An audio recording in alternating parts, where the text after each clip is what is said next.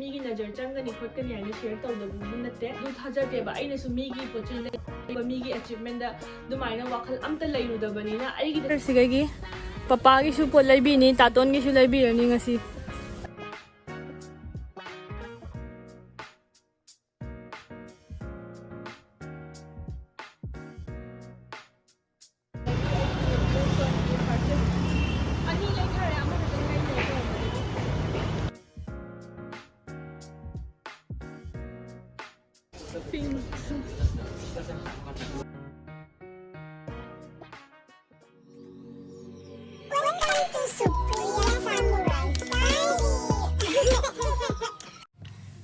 Hi everyone, ma'am. Good morning. Ma'am, kamai tauri nungairibo.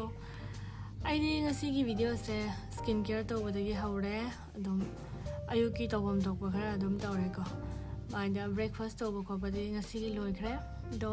ngasi se ai thabak chatkadaba leba ko. Adugi su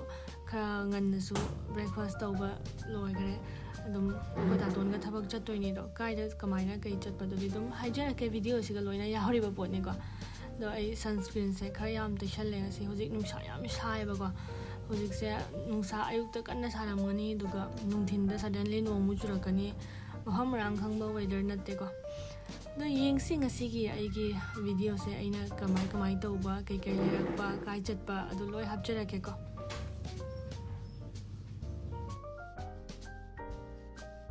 no ma'am skincare tawba loi sam sidi ai horan phajan gi doini ba se pura kinjan gi doini mong ja de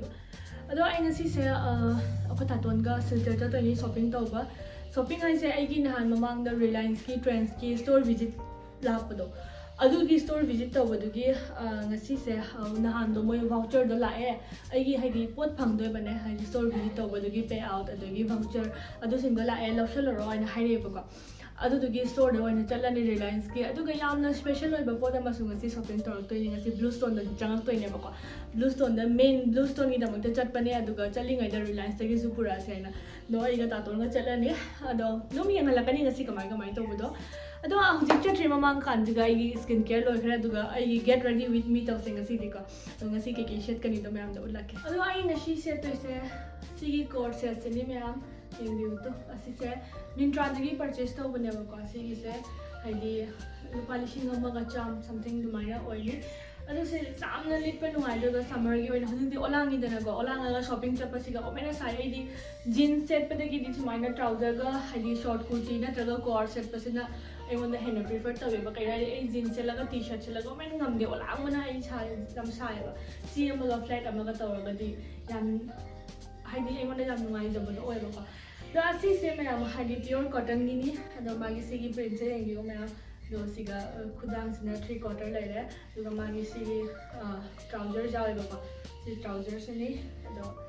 dress तना सी set लनी आइना आइगी flats इस मिंत्रा दगी लौबनी अहन money को मसी औ wow दौना dress सी लौबनी असि लुपा चानिपान ला charter ला Kaware price दु बदि लोइ थोन गरम के आइगी हौना बि आई प्राइस हेता कावेबा पोट लेरगा सी लेरे आइगी सिगी चप्पल से तोमनी फ्लैट असुगुमसिना आइना हौजि नोंग चुबसु ओइबा अदगी टाउन हंगर हना चप्प खोप तौबदो अदुदो सिगी से याम नुंगायबा एगोंदा सुमाइना फ्लैट तोमबसिना हेना ए खोंग नाबा खोप अमता तौद्रेनका सी तोमनी गनि मैम सिगी मी ना सी हेता ताबसुना सिगी मिराजियोगी टॉट बैग से पुरनी सी से याम फजाबनी यामना लेमद्रो मैम बच्चू से हमतो सिगी लिंग हबम लेनी सिसे शॉपिंग चपदा पुबो खुनुंगाय मा यामना सो स्पेशियस ओइबा आइगी बेस्ट परचेस नि मिराजियोगी को सिसे लदी आई हुजि मेकअप तौरुगे ड्रेस सचलागे दुगा उतलागे संदेगे सामना लिप नुंगायना याम कंफर्टेबल ओइगे ओंदा दोय याम कंफर्टेबल ओइगा पॉकेट जु यावेबो स्माइना स्टाइल तौबा यारे हाइदि समजिदि आई लोय पुमके ओलांगमना आई खामंगमद्रेबो और थेंजु थेंगरे पुंगा थारे मबन मखाइदे जसे हैनाबने नो तारा संगरे दो सीजन नुंगायना सेपा नुंगायना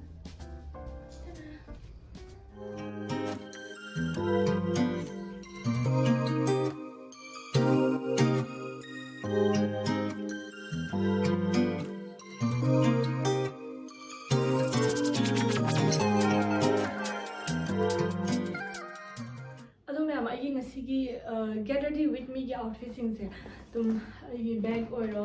ꯕꯦꯒꯀꯤ ꯂꯤꯡꯛꯇꯨꯁꯨ ꯍꯥꯞꯄꯝꯃꯕꯅꯦ ꯑꯗꯣ ꯁꯤꯒꯤ ꯑꯦꯛꯖꯦꯛ ꯕꯦꯒꯁꯦ ꯑꯥꯎꯠ ꯑꯣꯐ ꯁ꯭ꯇꯣꯛꯇꯤ ꯑꯣꯏꯈ꯭ꯔꯕꯅꯦꯕꯀꯣ ꯑꯗꯣ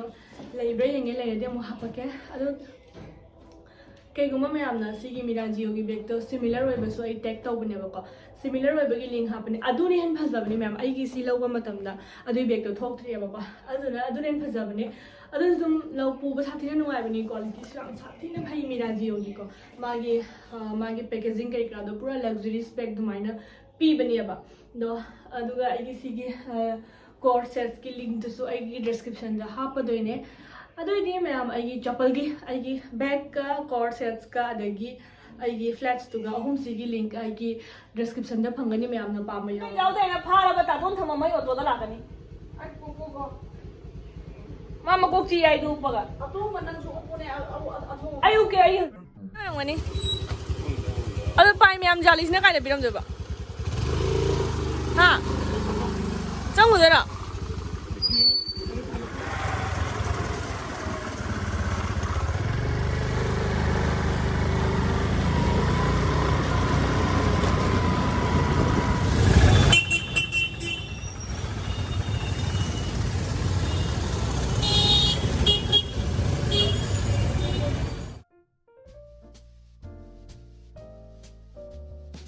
Bluestone yore taton changare ado yensi kai lauba collection kamai tauba changage sino monjala sino chala Bluestone की collection सिंगसे हमको earrings की collection अदगी rings कई का फसा बने बको मागी design से लोइना stylish होय बने बा दुदुना आइदी दुम Bluestone दगी आमल दुम लौखी बगी Bluestone से दुम हैना करे बको तो मथंग लौददी अतोप दम ओंधोक सिराना खल्लिने तो Bluestone से चंगना लाई बगी दुम आइगोना comfortable होय की बदो मागी staff सिंगसु खंगना रखपा अदगी दुम regular customers का ओय Bluestone की मो आइगोना फजना खंगना लेरमे बको तो तातोन सिगा पोचे खल्लिङाइदा मासु ngairi मोयदि हैनाबा थबक नत्तेबको तो सिदा आइगी लैरे आइगी सिदा शॉपिंग बैग अनि तो लैरे मोयना फजना पैकिंग तौरगा पिबिरे तो लैबा लोरे ससत तौना गेंगसी कमाई कमाई तो वाला सो हरावरेबको लैरे सिदागी आइगी परचेस अनि लैथारे अमा फजना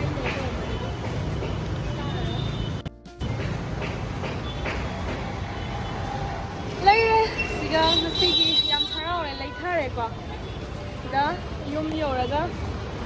जेंगलोय आई सिसे टॉप सीक्रेट ओइना थमदोइने अदो आइना टाइमन लिंग अमरबदा ngaawna अदुगी मैनेजर तवर लायबको अदुगी Bluestone की मागे मंथली प्लानिंग दो यावरगा लैबा हाइदि हजि मो अखोय रिलायंस ट्रेंड्स ता मु चलानी हजिक Bluestone दे हलागा आई हजिक फ्रेंड्स ता मु लाए यामने एक्साइटेड नि कैगेन आइडियागी नहान से गासना एड तौबदुगी वाउचर ओइमा नान बना वाउचर दो अदुगी पोचे ओइना लौरani मसीदो येंगसी करी करी लौरकपदुसु फ्रेंड्स मनुंग द चंगा लौकुलके तातोन चटली सिगा आए माइगी दमकता लाकपिरिनि ngasi yam nanna ma lira angang ma lai lore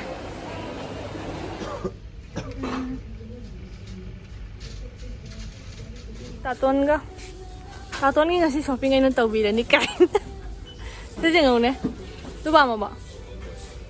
machudi baje si t-shirt chiga mu chanai ne ai gi voucher siga gi papa gi su pot lai bi ni taton gi su lai bi ni ngasi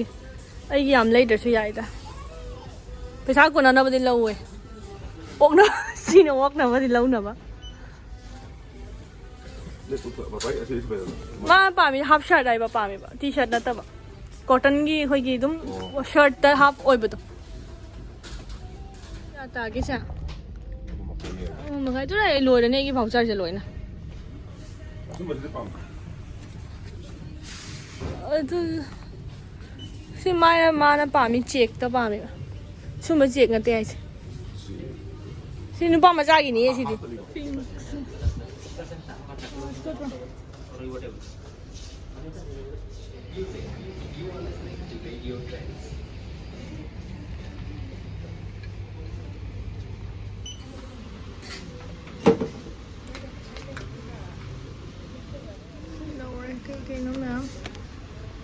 ꯐꯛ ꯌꯥꯝꯅꯁꯨ ꯐꯪꯉꯤ ꯅꯠꯇ꯭ꯔꯥ ꯐꯪꯕꯩ ꯋꯥꯗꯤ ꯅꯠꯇ꯭ꯔꯥ ꯀꯥꯟꯅꯗ꯭ꯔꯥ ꯁꯦ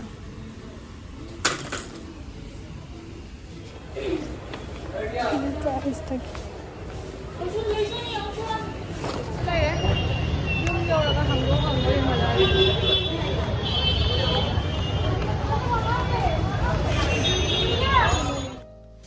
ꯑꯗꯣ ꯃꯌꯥꯝ ꯑꯩꯈꯣꯏ shopping ꯇꯧꯕꯗꯤ ꯂꯣꯏꯔꯦ ꯔꯤꯂꯥꯌꯟꯁꯀꯤꯁꯨ ꯂꯣꯏꯔꯦ ꯕ꯭ꯂꯨꯁꯇꯣꯟꯒꯤꯁꯨ ꯂꯣꯏꯔꯦ ꯈꯣꯏꯕꯥꯅꯤꯒꯤ ꯊꯕꯛ ꯂꯣꯏꯔꯦ ꯗꯥꯇꯣꯟꯒꯩꯒ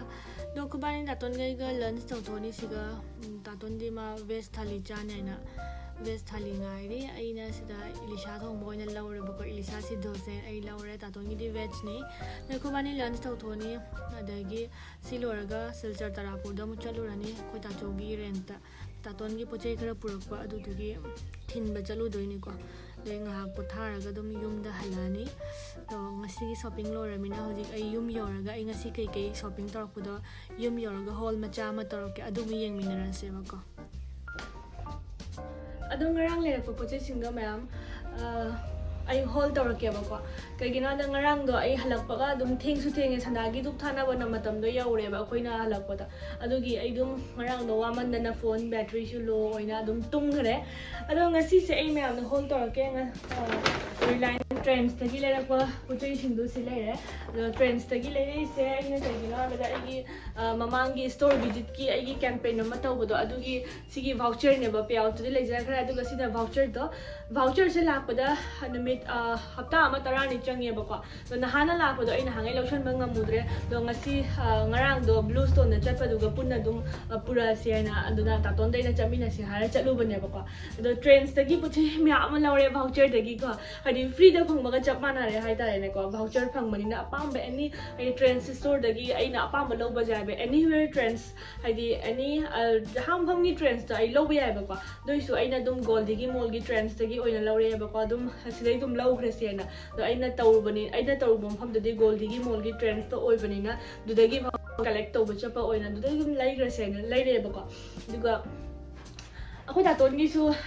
ꯗꯥꯇꯣꯟꯒꯤꯁꯨ ꯑꯗꯨꯝ ꯄꯣꯠ ꯆꯩ ꯈꯔ ꯂꯧꯔꯦ ꯑꯩꯒꯤ ꯚꯥꯎꯆꯔꯗꯨꯗꯒꯤꯀꯣ ꯗꯥꯇꯣꯟꯗ ꯑꯩꯅ ꯂꯧꯔꯣ ꯐꯨꯔꯤꯠꯀ ꯈꯪꯒꯥꯎꯒ ꯑꯗꯩꯗꯤ ꯄꯔꯐ꯭ꯌꯨꯝ ꯀꯩꯀꯥ ꯑꯗꯩꯗꯤ ꯑꯗꯨ ꯂꯩꯔꯛꯑꯦ ꯑꯗꯨꯗꯤ ꯗꯥꯇꯣꯟꯅ ꯄꯨꯖꯈ꯭ꯔꯦ ꯑꯗꯨꯗꯤ ꯍꯣꯜ ꯇꯧꯕꯗ ꯌꯥꯎꯔꯔꯣꯏ ꯄꯣꯠ ꯆꯩ ꯍꯥꯏꯐꯦꯠ ꯌꯥꯝꯅ ꯂꯧꯔꯛꯑꯦꯕ ꯈꯪꯗꯦ ꯅꯨꯡꯉꯥꯏꯁꯨ ꯅꯨꯡꯉꯥꯏ ꯋꯥꯈꯜꯗꯣ ꯈꯪꯕ꯭ꯔꯥ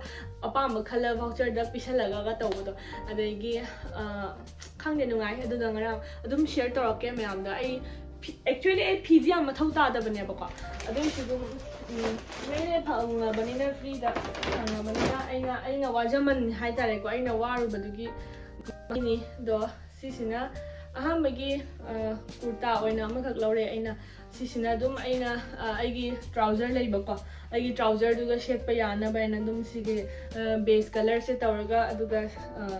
ꯁꯨꯃꯥꯏꯅ print ꯑꯣꯏꯕꯗꯣꯀꯣ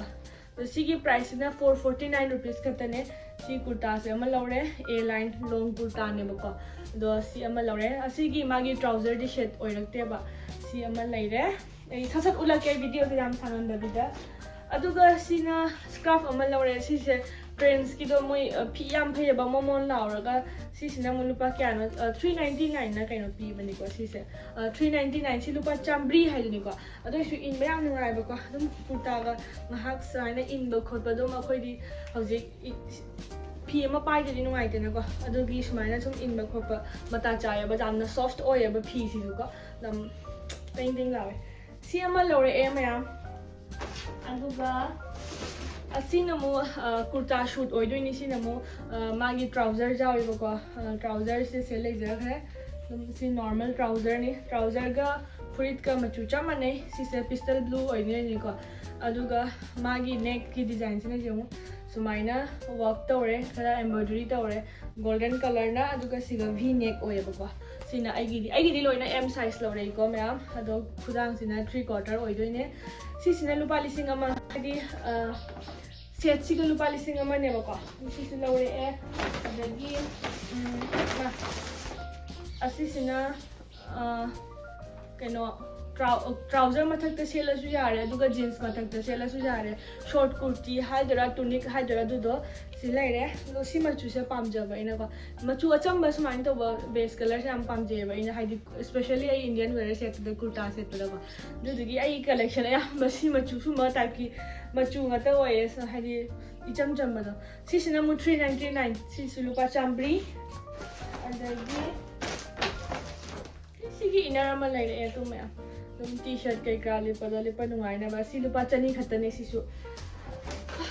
friends tagi na buda aigi oina si khatani ko athai bia koi taton gi lawre kay gi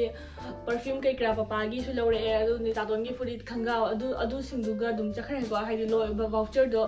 dum shu khre ba ko adagi sisina koi ta chawoi gi ina mana pirak pane si gi si am phale ko phanek si silera phanek su tai ji haidi mehendi color gi aduga dupatta sida si oi phajai set se ko si ajana haidi proper blouse ka toraga matching oina seladi phajane ba ko si le ja khre aduga ai gi Bluestone gi main oina si gi dam ta chalu bane ba ko asi sidi ai reveal tau jogi roi ge ai gi pochei do kai no haibada hoi ring budi ring ni ko ama so ado ama di ring ni ko silare ado magi packaging si su change tawrame Bluestone gi hana di pink color gi oiram dra da hoji white color gi pi gare yam nungai ko ai harawi do mina di hai sumaina nangi pochei leibada sumain tawna mina jealous oigani aduna najar changani khotkani hain tawbodo to sengna ai di du thajate ba aina su migi pochei migi achievement da dumaina wakhal amta leirudabani na aigi da sumina leiroyana khanbagi wakhal leijabaduna aigi dum dong share tawgaleba ko ani pochai lawje bu oiro ani aigi life ki planning bu oiro tawdrigai mamang da ai smai khaline kamai tawsige dumai khaliba aina kaina dum aigi imanabi singda share tawbado dumai nam tawgaleba ko duga dum mina hainang dumai tawbada tawganu khotkanu dumai na hai mi gi mabu puramak manade tu chuma mai ai ko but aigi intention di chumingai ai keshu khalude adum share tawgani ngasi sidi ai mi gi najar changani khotkani aina share tawdabu bunate kai gi share tawdri do share tawdabagi maram su ko na ai matam amada hairake ba kharani tang haibi ko aduga loina hajarake ado aigi sigi aigi purchase haidare Bluestone dagi mari ek shuba purchase ne do yamna nungai aidi ado mayam da share tawidani share tawraga hena aina nungai jabado thamoi sengna phongdo ga imonda hena ngambe ba ko adudana aidi keshu khallu de ado mayam na najar changba kai ka phataba pudaba masa gi loina oija suna ina khalle ba ide aduni yamna topic se to bada chakhi dore ni me ngasi gi aina ngarang chalu ba shopping do aduni do mathangi video da mu yam yang thengnarisi mayam mathangi video da di wala ngang dhar ke khara wangang ningi handak se adigi me aigi video se nungai bi di share to view aduga subscribe to biro like to biro comment to biro sungkal ko biro kana ba ko ngasi gi di lo shalasi bye bye